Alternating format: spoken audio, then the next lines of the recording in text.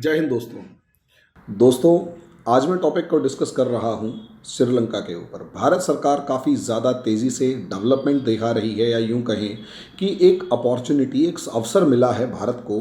भारत सरकार उसी अपॉर्चुनिटी यानी उसी अवसर को दोबारा से ग्रैब करने की कोशिश कर रही है, यानी उसको, उस अवसर को अपने पक्ष में मोड़ने की कोशिश कर रही है। और क्या भारत सरकार इसमें कामयाब हो पाएगी या नहीं, या दोबारा से भारत जो है वो चीन से पटखनी खाएगा, या फिर ऐसा होगा कि भारत को दोबारा से श्रीलंका से धोखा मिलेगा। ऐसी सिचुएशन के अंदर एक पूरा डिबेट या डिस्कशन करना, एलेबोरेटेड डिस्कशन करना बहुत ज़्यादा ज़रूरी है कि असलियत में मामला क्या है और किस तरीके से हमें इस सिचुएशन को देखना चाहिए और हो क्या रहा है। दोस्तों, असलियत में अगर आप देखें श्रीलंका को, तो मैप में अगर आप इस देश की लोकेशन को देखें तो भारत का एक बहुत ज़्यादा इम्पॉर्टेंट पड़ोसी श्रीलंका है इस टाइम पर। इस टाइम क्या, नॉर्मली ये अगर छोटा सा रीजन आपको दिखाई दे रहा है तो ये श्रीलंका है। और श्रीलंका इंडिया के अंदर, इस पूरे मतलब इंडिया के पड़ोस में, इस पूरे इंडियन ओशियन में एक ऐसा आइलैंड है जो अपने आप में अगर इंडिया के विरोध में खड़ा हो जाए, तो इंडिया और इंडिया के दुश्मनों के साथ खड़ा हो जाए, इंडिया के कॉम्पिटिटर्स के साथ खड़ा हो जाए, तो भारत के लिए बहुत बड़ी सरदर्दी क्रिएट कर सकता है। और मज़े की बात यह है, ऐसी इस इम्पॉर्टेंट अपॉर्चुनिटी को चाइना कैश करते हुए कभी देर नहीं लगाएगा, ये आप और हम बहुत अच्छे तरीके से जानते हैं। तो आज इस वीडियो में मैं इस श्रीलंका के इसी चीज़ के ऊपर, या इसी लोकेशन और लोकेशन के साथ साथ चाइना की यहाँ पॉलिसी और इंडिया की काउंटर पॉलिसी को मैं डिस्कस करने वाला हूँ, और जो इस टाइम पर बहुत तेज़ी के साथ श्रीलंका के अंदर सिनारियो बदल रहे हैं, उन सिनारियोज़ के ऊपर डिस्कस करने जा रहा हूँ। लेकिन उससे पहले आपसे एक रिक्वेस्ट करूँगा दोस्तों। देखिए, आप लोग जब हमारे इस चैनल को लाइक करते हैं, सब्सक्राइब करते हैं, शेयर करते हैं, कमेंट करते हैं, तो एक मोटिवेशन बढ़ता है कि हाँ, मैं जो पढ़ाना चाह रहा हूँ, जो मैसेज देना चाह रहा हूँ, जो अपने स्टूडेंट्स तक या किसी तक भी देना चाह रहा हूँ, वो पहुँचे। और वो तभी पहुँच, और उसका रिस्पॉन्स कब मिलता है, जब आप उस चैनल को लाइक करते हैं, सब्सक्राइब करते हैं और शेयर करते हैं। तो दोस्तों, हमारे इस वीडियो को लाइक करें, सब्सक्राइब करें, शेयर करें, बेल आइकन दबाएं, ताकि हमारा वीडियो आप तक जल्दी से जल्दी पहुँचे और हमें थोड़ा और मोटिवेशन मिले। अब आ जाते हैं टॉपिक के ऊपर। दोस्तों, टॉपिक है श्रीलंका। अगर आप इस पूरे पोर्शन को उठाकर देखेंगे ध्यान से, तो यहाँ श्रीलंका इंडिया का एक बहुत इम्पॉर्टेंट पड़ोसी है। और खासकर इंडियन ओशियन पॉलिसी के अंदर, इंडियन ओशियन पॉलिसी के अंदर श्रीलंका का बहुत इम्पॉर्टेंट रोल है, खासकर दो देशों का। यहाँ ये इंडियन ओशियन का मेन इन्फ्लुएंशियल रीजन है, जहाँ इंडिया और इंडियन नेवी अपना डोमिनेंस बनाए रखती हैं। यहाँ तक कि अमेरिका को भी आज के दिन इस रीजन के अंदर अपना डोमिनेंस बनाए रखने के लिए, अपना प्रभाव बनाए रखने के लिए भारत को एक इम्पॉर्टेंट साझेदार, एक इम्पॉर्टेंट दोस्त मानने से कोई गुरेज नहीं है, ये याद रखिएगा। अब ऐसी सिचुएशन में अगर इंडिया इतना इंपॉर्टेंट है, तो क्या यहाँ पर इंडिया को काउंटर करने के लिए कोई पावर्स हैं? तो असलियत में इंडिया की इस पोजीशन के लिए दो देश यहाँ पर मौजूद हैं, जो अगर इंडिया के अगेंस्ट हो जाए तो इंडिया के लिए बहुत बड़ा सरदर्द बन सकते हैं, और इंडिया की ये पूरी की पूरी जो पॉलिसी है, या इंडियन ओशियन का जो पॉलिसी है, वो सारी वेस्ट हो जाएगी। तो सवाल ये है कि इंडिया की इस पॉलिसी का क्या फ़ायदा है और किस तरीके से ये आगे बढ़े, या किस तरीके से इंडिया को इम्पोर्टेंस है यहाँ की। तो सबसे ज़्यादा यहाँ आपको मैं बता चुका हूँ कई बार, और आपको पता भी होगा, यह है मलक्का स्ट्रेट। ये मलक्का स्ट्रेट चाइना के लिए हमेशा एक चैलेंज रहा है, और चाइना के लिए इसे कहा जाता है मलक्का डायलेमा। मलक्का डायलेमा यानी मलक्का की दुविधा। मलक्का की दुविधा ये है कि चाइना हमेशा इस चीज़ को परेशान रहता है ज्योग्राफिकल कंडीशन की वजह से, कि उसे पूरी दुनिया से कनेक्ट होने के लिए, खासकर यूरोप से, अफ्रीका से और एशिया के कुछ देशों से कनेक्ट होने के लिए इस सी रूट का इस्तेमाल करना पड़ता है। सी रूट का इस्तेमाल हो रहा है, बहुत अच्छी बात है, लेकिन यहाँ अगर आप देखोगे तो इस जगह पर आपको दिखेगा अंडमान निकोबार आइलैंड्स। यहाँ ये पूरे का पूरा अंडमान निकोबार आइलैंड्स है, और इसी के नाम पर अंडमान सी। और इंडिया का यहाँ पर बहुत ज़बरदस्त इन्फ्लुएंस है, बहुत ज़बरदस्त प्रभाव है। पूरी आर्मी से लेकर पूरी नेवल फोर्स से लेकर हर चीज़ इंडिया की यहाँ मौजूद है। और जिस तरीके से ये मलक्का स्ट्रेट बहुत ज़्यादा छोटी है, कोई बड़ी बात नहीं है। यहाँ इंडिया केवल और केवल अपने दो नेवल शिप्स की हेल्प से या दो फाइटर शिप्स की हेल्प से, या मतलब अपने कम से कम इक्विपमेंट्स की हेल्प से पूरे के पूरे मलक्का स्ट्रेट को ब्लॉक कर सकता है और चाइना का पूरी दुनिया के इस गर्दन को यहाँ दबा सकता है। इंडिया इतनी ज़बरदस्त स्ट्रेटेजिक लोकेशन पर यहाँ पर मौजूद है। अब क्योंकि इंडिया इतनी ज़बरदस्त लोकेशन पर मौजूद है और इसी के अकॉर्डिंग इंडिया की पूरी इंडियन ओशियन पॉलिसी चलती है, क्योंकि यहीं से फिर जहाज़ निकल कर पूरा ऑयल कंटेनर से लेकर जो भी यूरोप तक जाने वाले जहाज़ हैं, अफ्रीका तक जाने वाले जहाज़ हैं, वो यहीं से मुड़ते हैं। इसके अलावा चाइना को अगर इधर से घूमकर सुंडा स्ट्रेट वगैरह से आना पड़ेगा तो उसे काफ़ी ज़्यादा महंगा और दबाव वाला पड़ेगा, प्रॉब्लम वाला पड़ेगा। चाइना इस चीज़ से हमेशा गुस्से में रहता है और चाइना इससे हमेशा डरा हुआ रहता है। शुरुआत में ऐसी प्रॉब्लम नहीं थी, क्योंकि शुरुआत में चाइना अपनी इंटरनल प्रॉब्लम से फंसा हुआ था। लेकिन राइजिंग चाइना, अब आप सोचिए, मैं बार बार चाइना का जिक्र कर रहा हूँ, राइजिंग चाइना यानी जो उभरता हुआ चाइना है। राइजिंग चाइना यानी जो उभरता हुआ चाइना है, उसे चाहिए एक सिक्योरिटी। सिक्योरिटी यानी सुरक्षा। सुरक्षा किस चीज़ की? एक तो ट्रेड की यानी व्यापार की, कि उसका व्यापार किसी दूसरे देश के जहाज़ों के द्वारा रुके ना और वहाँ डोमिनेंस रहे। दूसरा है सिक्योरिटी कहीं ना कहीं रिसोर्सेज के फ्लो की। रिसोर्सेज उसको लगातार पहुँचते रहें ताकि इकोनॉमी चलती रहे, ताकि यानी उसको कोल, पेट्रोलियम और गैस जो है वो बिना किसी हिंड्रेंस के पहुंचता रहे, और जो मिनरल्स वगैरह हैं वो भी लगातार चाइना के पास पहुंचते रहे, आते जाते रहे। अब ऐसे में जब चाइना राइज कर रहा होगा तो पूरे एशिया में चाइना के कंपैरेटिव पॉपुलेशन वाला, चाइना के कंपैरेटिव पोटेंशियल वाला, चाइना के कंपैरेटिव इन्फ्लुएंस वाला और स्टेबल कंट्री अगर आप देखें तो इस पूरे रीजन में इंडिया के अलावा कोई भी नहीं है। यानी राइजिंग चाइना के लिए राइजिंग इंडिया एक थ्रेट है।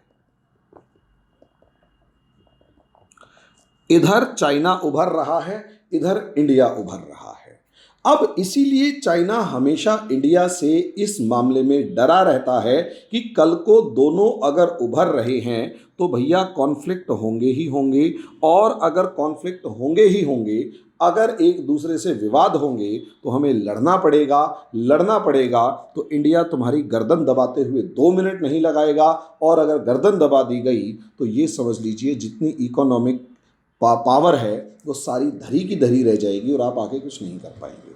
चाइना इस चीज़ को बहुत अच्छे से समझता है, तभी वो कभी क्रा कैनाल बना रहा है, कभी ग्वादर पोर्ट बना रहा है, कुछ भी। लेकिन चाइना की यहाँ जो दूसरी पॉलिसी इंपॉर्टेंट है, जो इंडिया के लिए थ्रेट भी है और उसे आपको समझना पड़ेगा, वो असलियत में क्या है। दूसरी पॉलिसी असलियत में चाइना ने जो इंडिया के अगेंस्ट अपनाई वो काफ़ी ज़्यादा ध्यान देने वाली, हालांकि पुरानी हो चुकी है, इस पे हम काफ़ी ज़्यादा डिस्कस कर चुके हैं, लेकिन फिर भी मुझे लगता है समझने में कोई बुराई नहीं है, और वो है स्ट्रिंग ऑफ पर्ल्स यानी मोतियों की माला। अब स्ट्रिंग ऑफ पर्ल्स में अगर आप देखें तो इंडिया को चारों तरफ से अलग अलग जगह पर इस तरीके से घेर लिया जाए कि इंडिया अगर अपनी ताकत यहाँ लगाएगा तो चाइना को प्रॉब्लम है। सिंपल सा है, चाइना को अगर प्रॉब्लम है तो इंडिया की ताकत यहाँ मत लगने दो और इंडिया को अलग अलग जगह पर उलझा दो। यानी इंडियन नेवी अगर इधर लगी हुई है, छोटे लोकेशन के अंदर अगर इंडियन नेवी लगी हुई है, then I can guarantee Indian navy China को धूल चटा देगी। तो चाइना ने पॉलिसी ये बनाई कि इंडियन नेवी को यहाँ पहुँचने ही मत दो, इधर पहुँचने ही मत दो, इंडियन नेवी को इंडियन ओशियन में ही बिखेर कर रख दो, उलझा दो, और इतनी बुरी तरह उलझा दो कि इंडियन नेवी, भारतीय नौसेना जो है वो अरेबियन सी पर ध्यान ही ना दे पाए।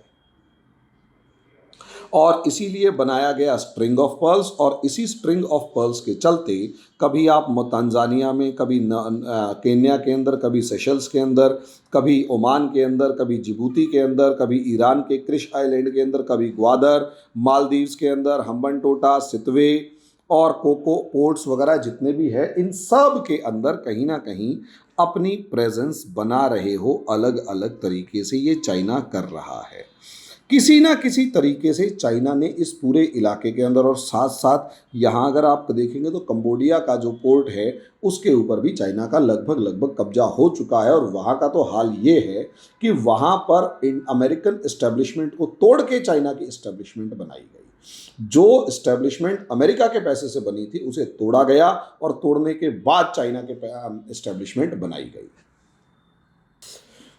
तो ऐसी सिचुएशन में आप अंदाजा लगा सकते हैं कि हालात क्या रहे होंगे, चाइना कितना इन्फ्लुएंस मतलब ताकतवर तरीके से आगे बढ़ रहा है।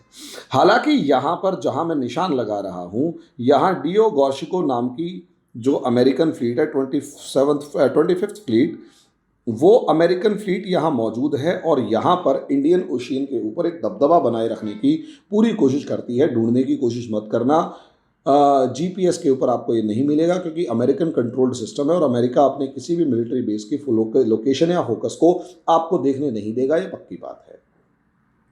अब इसी स्ट्रिंग ऑफ पर्ल्स यानी मोतियों की माला को देखेंगे तो इंडिया को यहां चारों तरफ से घेर लिया गया है। अब यहां हालांकि सब जगह पर चाइनीज नेवी प्रेजेंट है, ऐसा पॉसिबल नहीं है। यहां पर श्रीलंका की एक इंपॉर्टेंस सोच कर देखिए, बांग्लादेश के साथ आपने रिलेशंस अच्छे कर रखे, लेकिन फिर भी चाइना वहां पर पंगेबाजी कर रहा है। म्यांमार के अंदर आर्मी रूल आ चुका है। थाईलैंड के अंदर भी कहीं ना कहीं एक दबदबा चाइना का डेवलप होता जा रहा है। कंबोडिया तो कब्जा कर ही चुका है। पाकिस्तान तुम्हारा दुश्मन है, तुम्हारा मीन्स मेरा भी दुश्मन है, मैं कौन सा हिंदुस्तान से बाहर का हूँ, तो पाकिस्तान से दुश्मनी है। तो इंडिया जो है वो मतलब वहाँ ग्वादर पोर्ट ले चुका है, ईरान के अंदर बातचीत चल रही है, ओमान के अंदर पोर्ट सामान रखने के लिए लिया हुआ है, और सबसे बड़ी बात जिबूती के अंदर तो नेवल बेस बना चुका है। ऐसी सिचुएशन में दो देश जो छोटे हैं वो बड़े इंपॉर्टेंट हो जाते हैं, एक मालदीव्स और दूसरा श्रीलंका।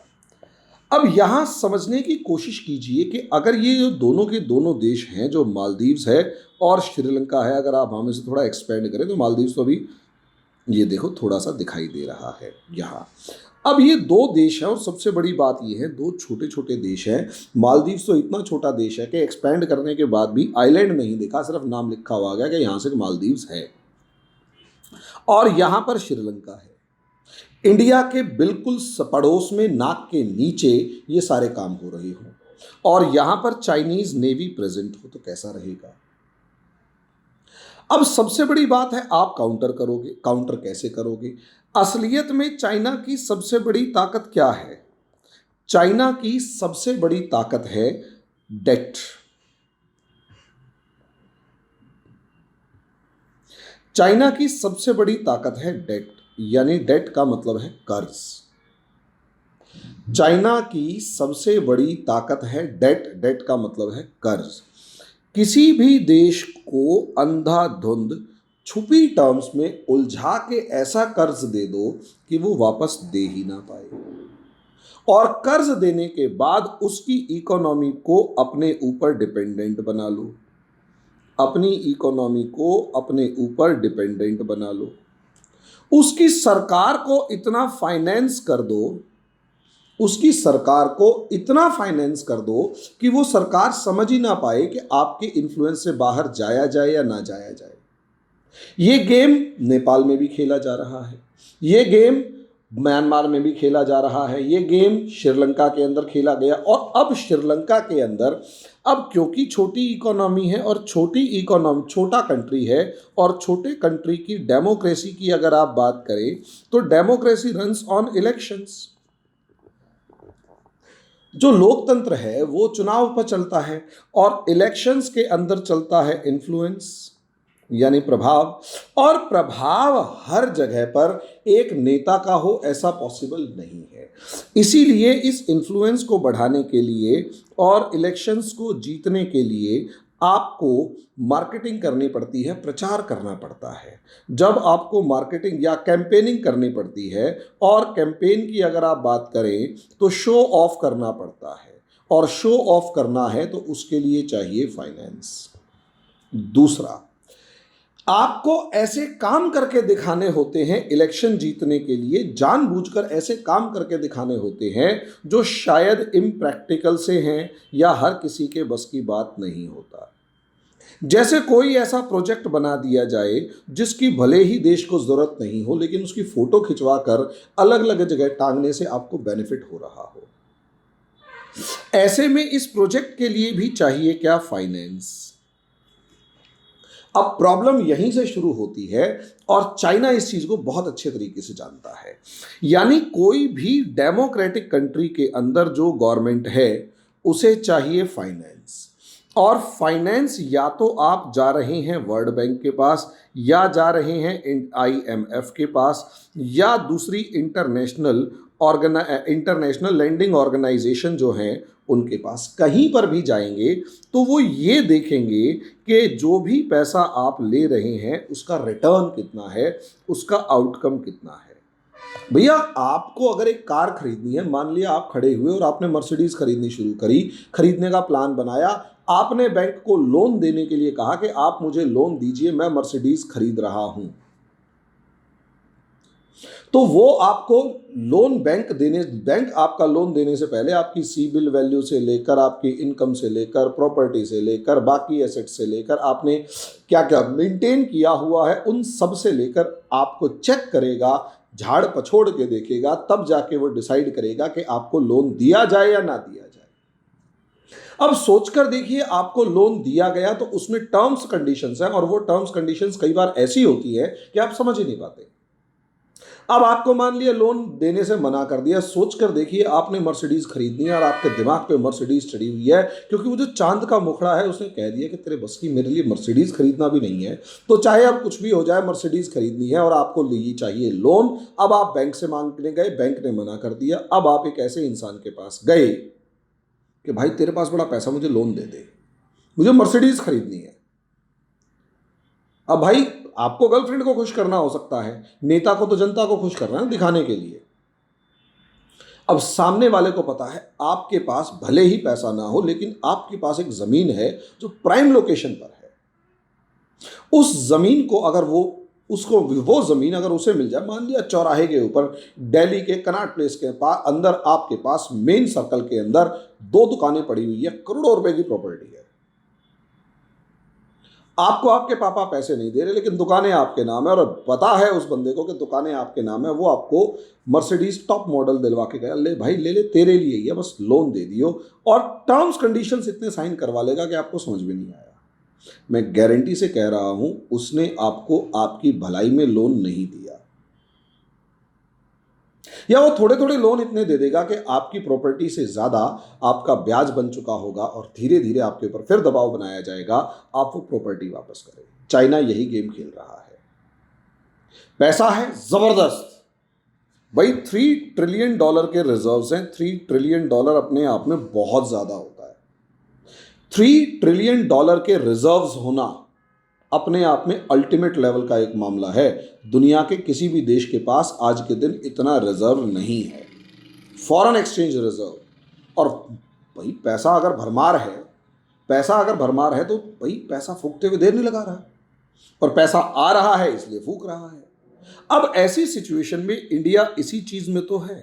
अब इंडिया के श्रीलंका के साथ अपने कंसर्न्स हैं, चाइना के श्रीलंका के साथ कोई कंसर्न ही नहीं है, क्योंकि पड़ोस क्या 4 मोहल्ले दूर है।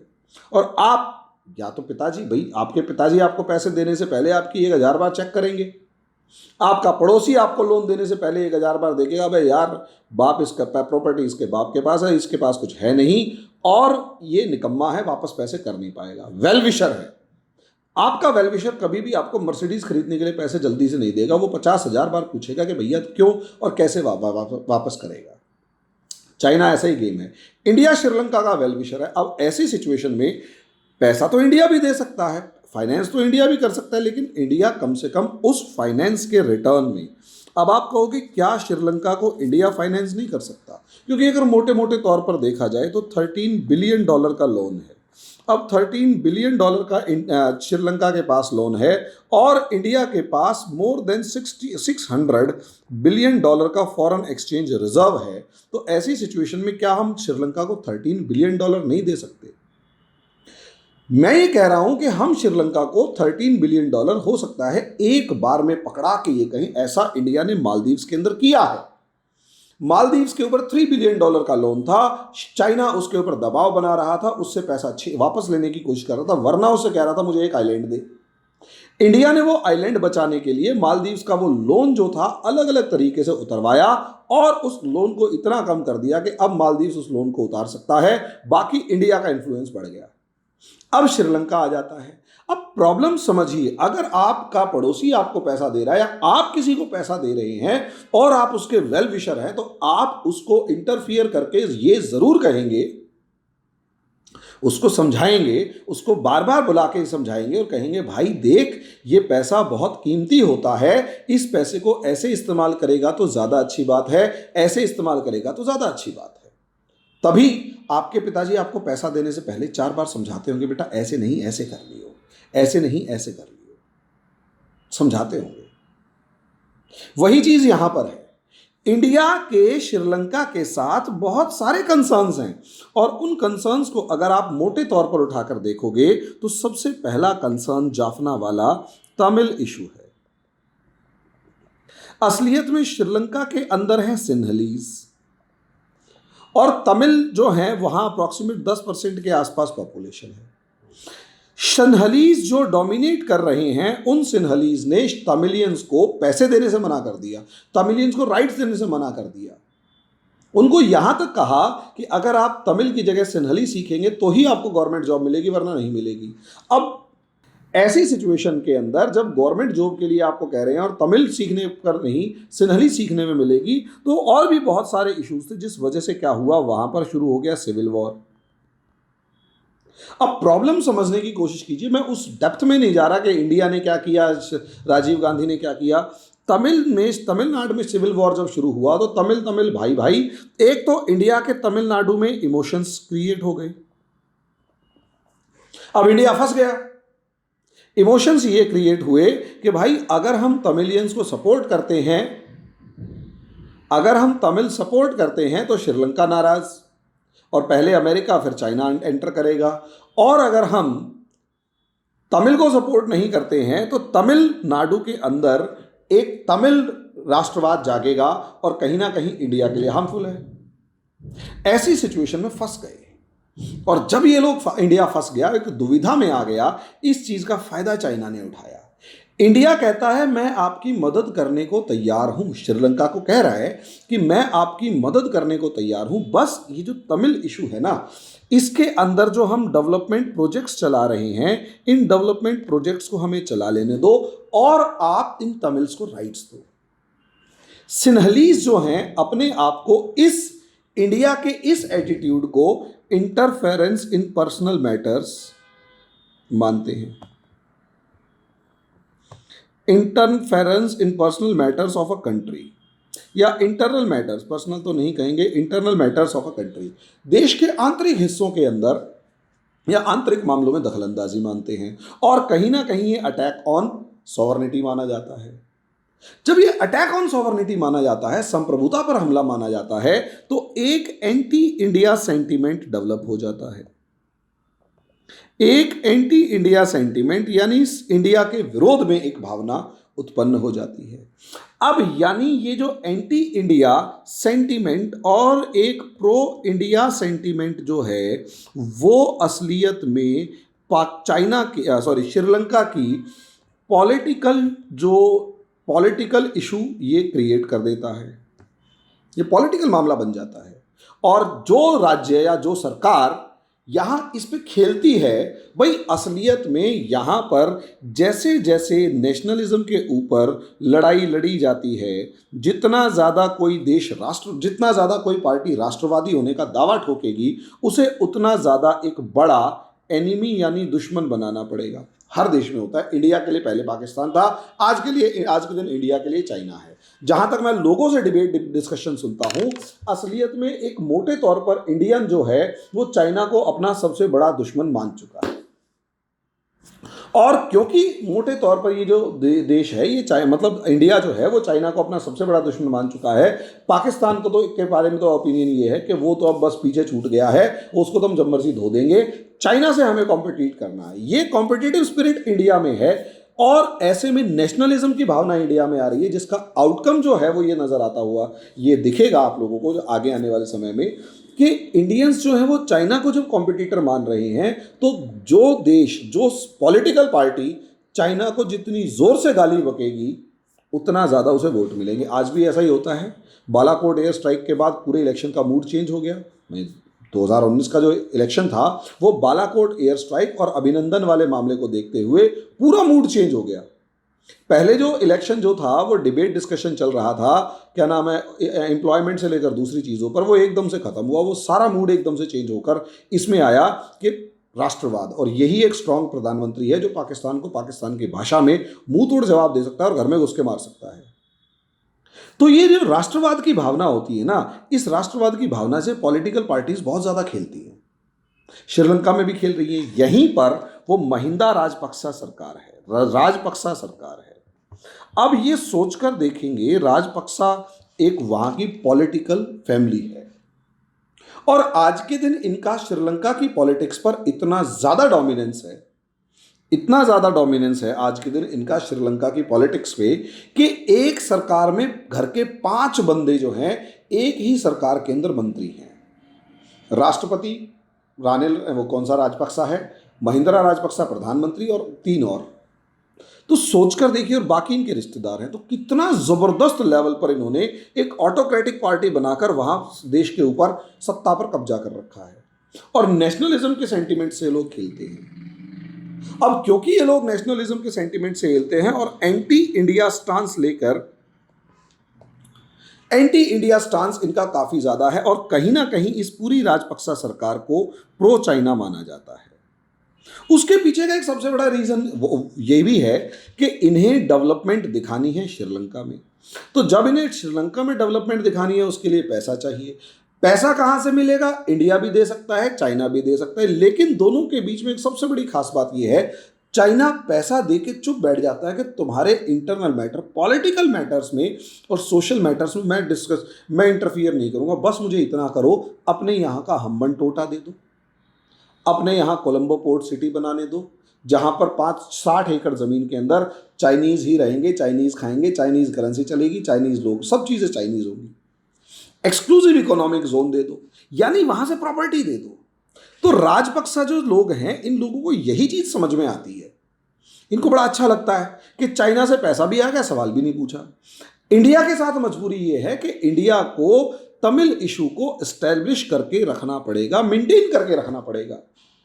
अब ऐसे में अगर पैसा इंडिया इन्वेस्ट कर रहा होता तो वो कोशिश ये भी करता है, जैसे अभी अक्टूबर के स्टार्टिंग मंथ के अंदर जो है, हर्ष श्रृंगला जो हमारे फॉरेन सेक्रेटरी हैं, वो चाइना गए 3 दिन के लिए, श्रीलंका गए 3 दिन के लिए। उन्होंने वहाँ पर इंडिया के द्वारा चलाए जा रहे जो प्रोजेक्ट्स हैं, जो खासकर तमिललैंड, जो जाफना वाला एरिया है उसमें मौजूद हैं, वहाँ जाके उन प्रोजेक्ट्स का जायजा लिया, वहाँ देखा, लोगों से बातचीत करी।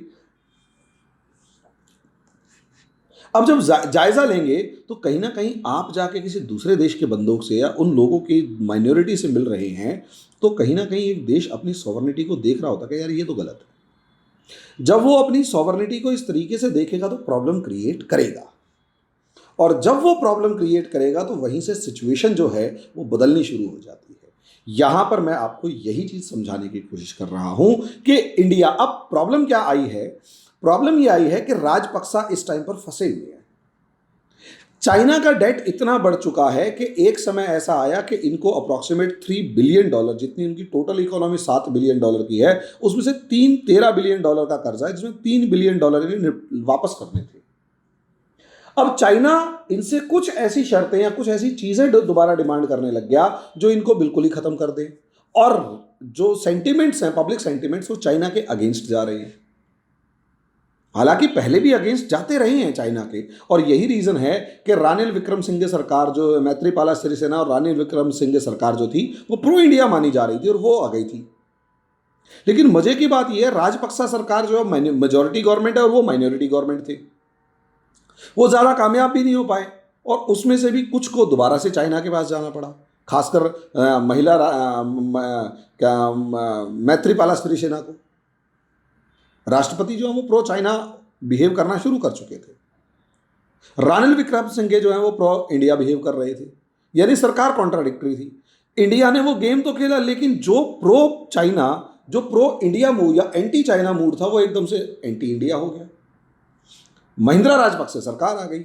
अब ये जो महिंद्रा राजपक्से सरकार है ये चाइना से इतना कर्ज ले चुकी है कि अब उसे वो कर्ज लौटाना मुश्किल हो गया है। फॉरेन रिजर्व्स खत्म हो रही हैं। अब फॉरेन रिजर्व्स खत्म हो रहे हैं तो यहां तक कि जो जरूरी खाने पीने का सामान है वो तक नहीं मंगवा पा रहे आप, और जब जरूरी खाने पीने का सामान तक नहीं मंगा पा रहे तो हालत क्या होगी आपकी। बस यही मेन सिचुएशन है। ऐसे में खाद तक नहीं थी तो फूड, खाद का संकट पैदा हो गया, फर्टिलाइजर्स का संकट पैदा हो गया, सब चीज़ों के संकट पैदा हो गए। नतीजा उसका ये हुआ कि वहां पर इमरजेंसी, फूड इमरजेंसी तक लगानी पड़ गई। अब जैसे ही फूड इमरजेंसी लगानी पड़ी उसका असर क्या हुआ। फूड इमरजेंसी का असर यह हुआ कि उन्हें अब मजबूरी में इंडिया की तरफ देखना पड़ा। यहां इंडिया ने इसे एक अपॉर्चुनिटी की तरह लिया। पड़ोस के देश में भुखमरी आ रही है, फूड इमरजेंसी लगानी पड़ रही है, ऐसे में इंडिया अगर आगे आएगा तो मुसीबत, नहीं आएगा तो मुसीबत। अगर आगे आके आपने मदद करी तो इसी राजपक्से सरकार के ऊपर आप दोबारा भरोसा नहीं कर सकते, क्योंकि जैसे ही नॉर्मल सिचुएशंस आएंगी ये दोबारा चाइना की तरफ भागते हुए देर नहीं लगाएगा। ऐसा पिछला एक्सपीरियंस भी बता रहा है, ऐसा पिछला एक्सपीरियंस भी बता रहा है। लेकिन अगर आप इसकी मदद नहीं करते हो तो यहां पर दुनिया के दूसरे देश और ज्यादा तरीके से यहां घुसेंगे और इन लोगों को अपने साथ मिलाएंगे, और एंटी इंडिया मूड तो बढ़ेगा ही बढ़ेगा। दुनिया के दूसरे देशों को यहां इंटरफियर करने का, या खासकर एंटी इंडिया पावर्स को या राइवल पावर्स को दोबारा से एंटर करने का, और पॉसिबली चाइना को और ज्यादा मजबूती के साथ एंटर करने का मौका मिल जाएगा। यानी इंडिया एक डायलेमा में है, और तगड़े डायलेमा में है। इंडिया को समझ नहीं आ रहा क्या करे। बस यही एक जो सरकार है, यही एक कारण है कि इंडिया ने अभी बहुत सारा इन्वेस्टमेंट भी किया, पैसा भी पहुंचाया, और अब इन्हें नैनो फर्टिलाइजर्स पहुंचाने शुरू किए कि आप जल्दी से अपनी फूड प्रोडक्शन को बढ़ाओ और लोगों को भूख से बचाओ। 100 टन पहुंचा दिया एयरफोर्स के विमानों से। अब यही तो सिचुएशन है ना कि 100 टन आपने पहुंचा तो दिया, लेकिन आप इतनी मदद कर रहे हैं उस देश को, तो मैं यही तो कह रहा हूं कि क्या इंडिया इस देश को, डूबते हुए देश को बचाने के लिए मदद तो करेगा, लेकिन क्या हम अपने वेस्टेड इंटरेस्ट्स को या अपनी टेंशन या अपने जो इश्यूज हैं उनको लेकर, उन इश्यूज को छोड़ने के बाद श्रीलंका के ऊपर भरोसा कर सकते हैं, श्रीलंका उन इश्यूज के साथ श्रीलंका पर भरोसा कर सकते हैं। यही किसी भी फॉरेन पॉलिसी का सबसे बड़ा चैलेंज होता है। आगे कुआं पीछे खाई हमेशा रहती है, और उसके अंदर बड़ी बारीकी से आगे दुधारी तलवार पर चलना होता है कि चोट भी ना लगे और रास्ता साफ हो जाए।